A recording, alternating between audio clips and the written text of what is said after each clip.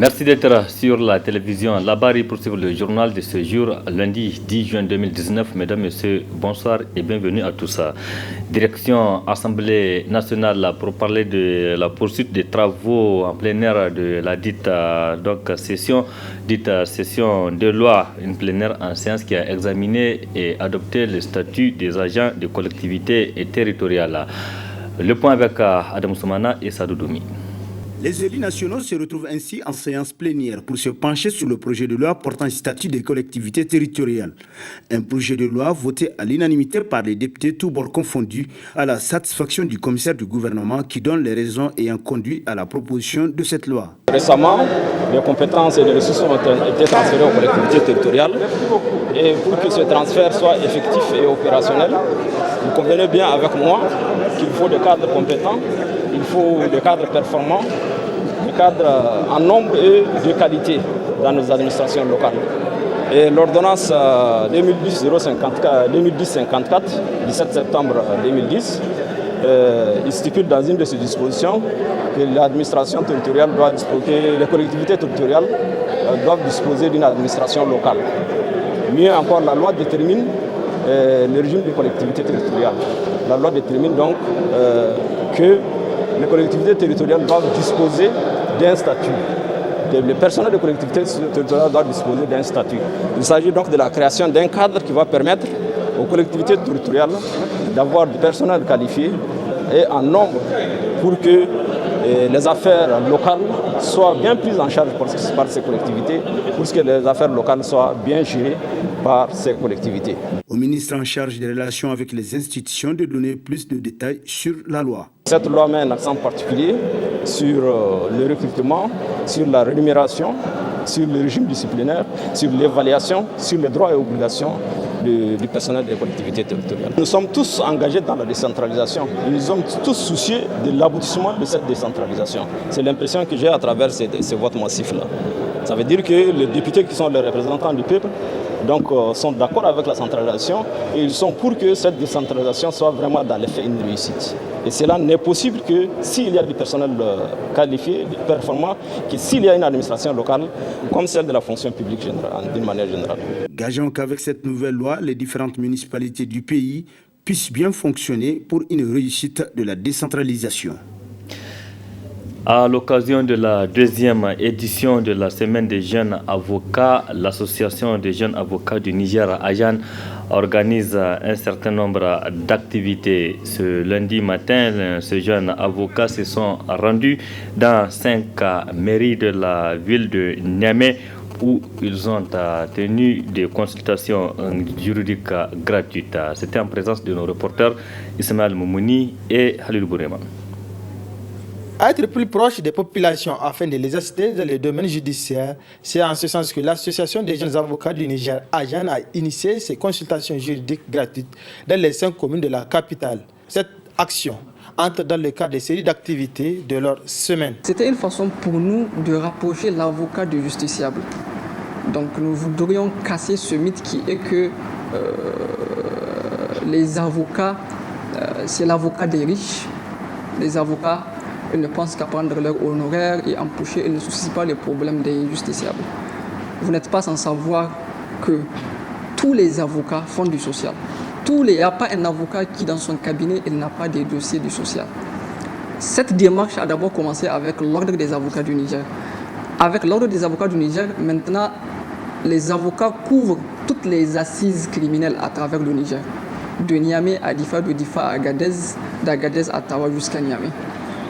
Voilà, donc c'était une façon pour nous de rapprocher l'avocat et surtout les couches les plus vulnérables qui n'ont pas accès à l'avocat. Nous sommes donc déjà en train de recevoir la population qui nous pose ces questions, donc des problèmes d'ordre juridique, des problèmes qui peuvent avoir des réponses juridiques. Donc c'est cela. Les échanges se déroulent normalement. Donc les questions qu'ils nous posent, nous leur répondons. Nous leur répondons sur un plan tout à fait juridique. puisque vous savez, il y a une question de confidentialité. Nous ne recevons pas ces gens-là en groupe, nous les recevons un à un et nous les assurons de la confidentialité des problèmes qu'ils nous posent. Les responsables de ces différentes communes n'ont pas manqué de saluer cette initiative combien importante de cette association dynamique qui regroupe des jeunes expérimentés et remplis à la tâche. C'est une initiative à saluer, très louable. Surtout qu'au finish, c'est un mythe qu'il faut casser. Parce que avoir accès à un avocat, chez nous, là, il faut être commercial, il faut avoir des moyens. Mais si aujourd'hui, la couche de la famille vulnérable arrive à avoir accès à un avocat, moi, je pense que c'est une très bonne chose. Vraiment, c'est un salut. Et nous, vraiment, nous les encourageons. Je trouve une action très salutaire. Cette consultation juridique gratuite est très salutaire à mon avis. C'est une bonne chose. Dans les mesures où nous sommes face à une population, d'abord, bien que je ne connais pas très bien les statistiques de notre population analphabète, majoritairement analphabète, je ne connais pas très bien les métiers de l'avocat, tous ces contours d'un avocat. Et c'est une bonne chose et surtout que c'est gratuit. Après ces différentes consultations gratuites au niveau des mairies, les membres vont s'y rendre le mardi 11 juin au tribunal de grande instance hors classe de Niamey pour défendre également gratuitement les accusés. Une nouvelle ONG à but non lucratif a été créée au Niger. C'est l'ONG LADA qui a officiellement lancé ses activités ce lundi matin à travers une cérémonie riche en couleurs à l'hôtel Gawey. Cette ONG est l'œuvre de certains ressortissants nigériens vivant à l'extérieur qui ont jugé utile de contribuer au développement du pays. Le résumé de cette cérémonie dans cet élément. Cette initiative novatrice émane d'un groupe de Nigériens de la diaspora qui ont décidé de mobiliser leurs ressources au profit des populations vulnérables du Niger à travers une ONG dénommée LADA. Son objectif est de mener, entre autres, des actions de développement. LADA est l'instrument pour la traduction de cette valeur de solidarité entre Nigériens dont la principale bénéficiaire reste et demeure la société nigérienne dans son ensemble. Fruit de l'initiative de quelques Nigériens et Nigériennes de la diaspora, l'ADA a pour vocation de contribuer au développement socio-économique du Niger. D'orientation panafricaine, notre ONG vise entre autres à contribuer à la prise de conscience panafricaine des enjeux de développement, à promouvoir des réflexions de société et à les traduire en actions de développement durable selon une approche participative et territorialisée, s'appuyant sur la science, la technologie et les réalités culturelles des populations. Dans le contexte actuel, où notre planète est devenue un village avec des enjeux transversaux comme le changement climatique, ayant des impacts du niveau local à l'échelle mondiale, l'ADA capitalisera la solidarité et la coopération internationale pour initier et mettre en œuvre des projets structurants pour un développement durable et résilient au Niger. L'ADA, cette nouvelle ONG à but non lucratif dont ses objectifs cadrent avec la stratégie de développement des autorités nigériennes, a bénéficié du soutien total des autorités de la 7e République. Cette fois-ci, nous aurons un acteur capable d'apporter un savoir-faire. Ils viennent de le démontrer à travers les objectifs qui sont fixés pour mieux booster le développement économique et social au niveau régional et local. En effet, cette ONG est différente des autres. La différence, c'est quoi? Les ONG que nous avons connues jusque-là, elles sont créées pour permettre aux promoteurs de se retrouver. Cette fois-ci, nous avons en face une ONG qui prouve sa capacité de s'autofinancer. C'est ça la différence. Cette cérémonie officielle de lancement des activités très riche en animation culturelle a été l'occasion pour un exposé sur le thème La résilience africaine face au changement climatique et aux catastrophes naturelles, animé par Dr Amadou Dirsa Bakoy, un expert à la matière, également vice-président du conseil d'administration de l'ONG LADA. Et premier acte posé par cette ONG, c'est la réalisation d'un château d'eau dans la commune rurale de Youri. C'est à environ une quinzaine de kilomètres de Niamey. Le village, c'est Lelei Maman Niali qui a bénéficié de cet important ouvrage, dont la cérémonie d'inauguration a eu lieu cet après-midi même. Nous y reviendrons plus en détail sur cette cérémonie. Ouverture ce matin à l'école supérieure des télécommunications et ST d'un atelier sur l'évaluation des capacités du Niger en matière de cybercriminalité et de la lutte contre la cybercriminalité à Niamey.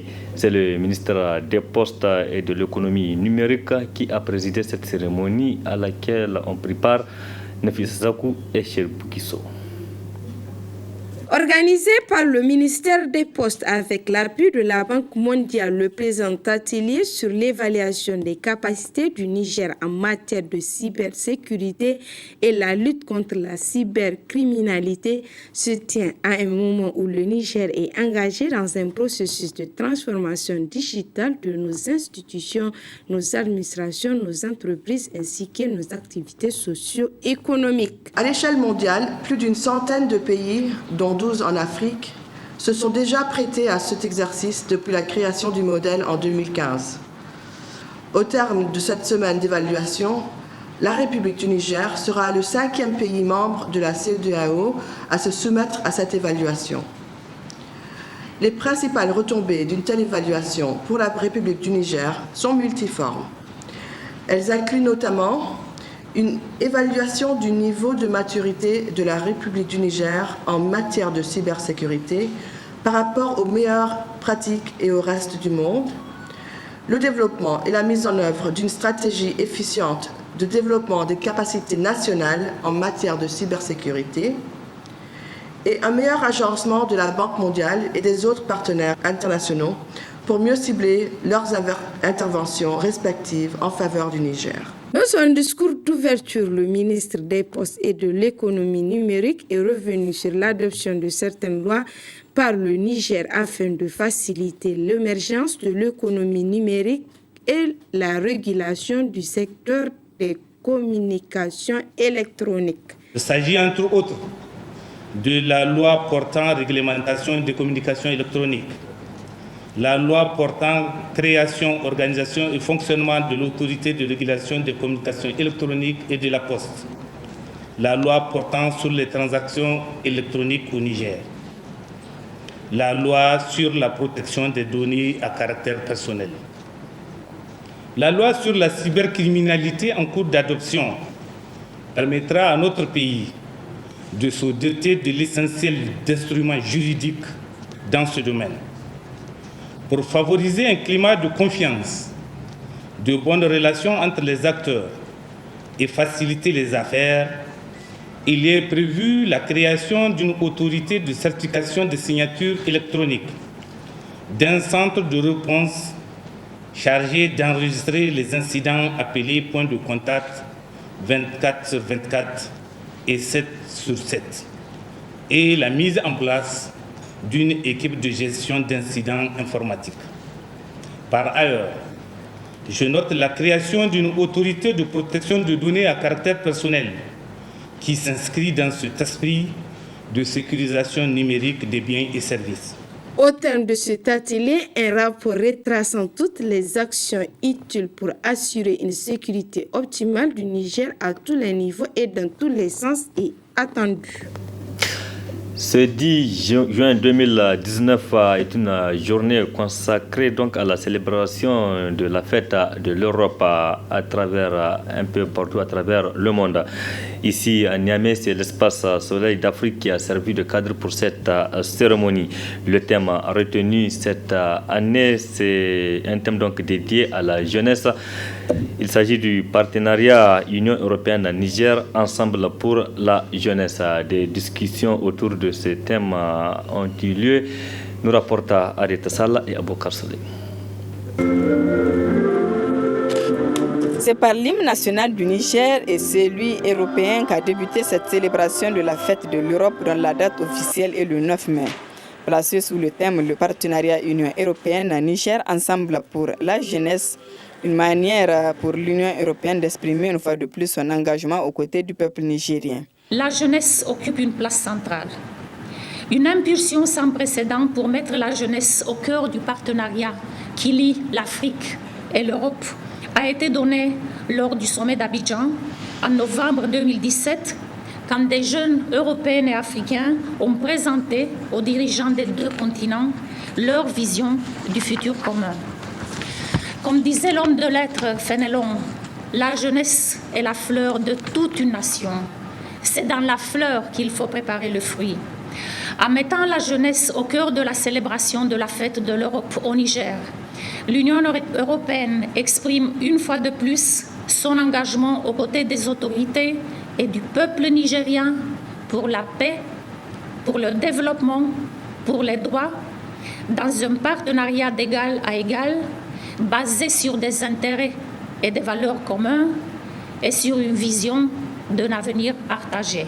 Le ministre conseiller chef de coopération a fait une présentation sur l'Union européenne et la jeunesse, perspective de la coopération au développement. Ensuite, des discussions en panel sur l'entrepreneuriat des jeunes au Niger ont eu lieu avec 4 panélistes, à savoir Madame Oumarou Ramot, conseillère technique du ministre de l'entrepreneuriat des jeunes, Monsieur Abdoumaman Kane, jeune entrepreneur sur une technologie qu'il a inventée appelée téléirrigation, Madame Achatou Garba, avocate sur le thème femmes et secteur judiciaire au Niger et l'engagement pour le développement sur les réseaux sociaux présenté par Madame Inna Karanta, cybercitoyenne. Toutes ces discussions autour de ce thème ont été très riches en enseignements. En finissant cette demi-journée, nous trouverons encore plus d'opportunités que des contraintes ou des éléments négatifs pour poursuivre ce partenariat pour les jeunes nigériens, mais aussi pour ce partenariat avec les jeunes européennes qui, il faut le dire, sont de plus en plus intéressés avec une vision très ouverte sur le monde. Et pourquoi pas, vous voyez aussi le nombre de jeunes qui existent dans notre délégation et dans la mission UCAP. Le partenariat Union européenne-Niger occupe une place importante et suit une approche intégrée. L'Union européenne déploie au Niger tous les instruments et mécanismes d'action externe existants sur le plan politique, sur le plan de la coopération au développement et dans le domaine de la sécurité. Merci Arita Salla. Point final de cette édition. Merci à vous aussi de l'avoir suivi. Restez en compagnie du programme de la télévision Labari. Au revoir, excellente nuit à toutes et à tous.